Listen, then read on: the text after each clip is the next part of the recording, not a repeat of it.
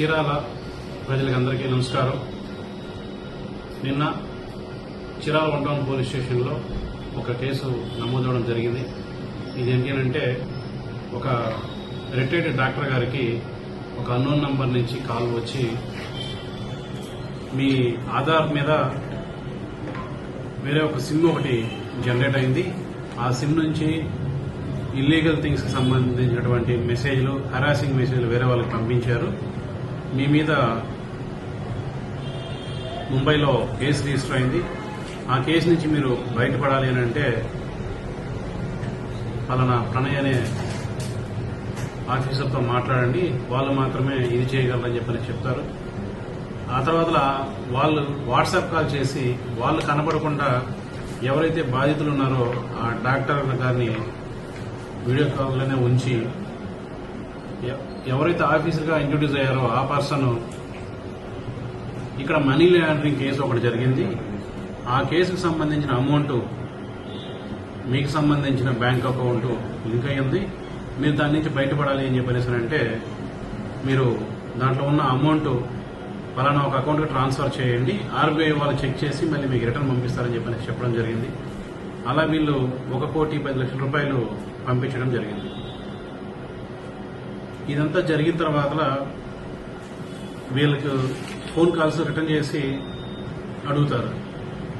RBI వాళ్ళు check చేసినట్టు certificate పంపించినట్టు కూడా వీళ్ళకి మళ్ళీ ఒక ఫేక్ సర్టిఫికేట్స్ పంపిస్తారు.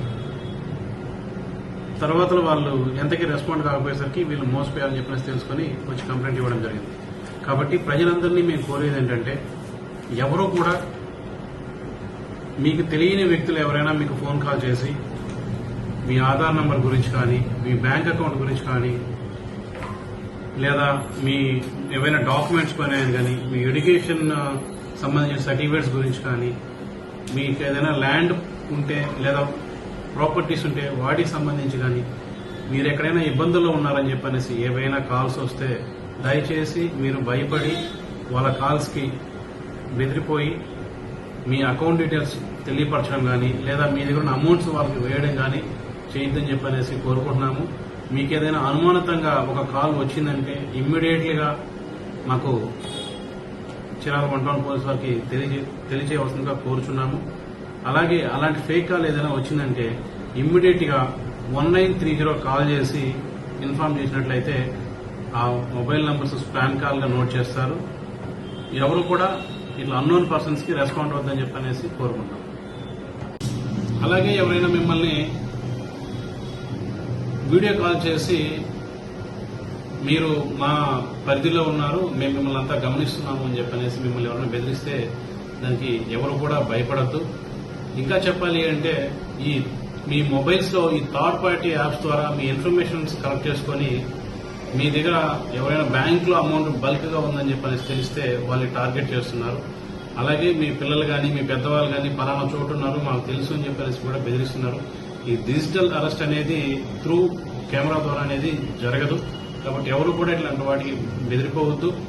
ఇట్లాంటి సిచ్యువేషన్ మీకు ఎదురైతే ఇమ్మీడియట్ గా పోలీసు వాళ్ళకి తెలియపరచాల్సిందిగా కోరుచున్నాము. అలాగే మా నుంచి ఇంకొకటి పబ్లిక్ ని కోరేది ఏంటి అంటే ఎవరైనా ఎక్కడైనా వ్యవస్థీకృత నేరాలు చేస్తున్నారంటే వాటికి మీరు రెస్పాండ్ అవుతుందని కోరుతున్నాము. రీసెంట్ గా చీరాల్లో కూడా ఒక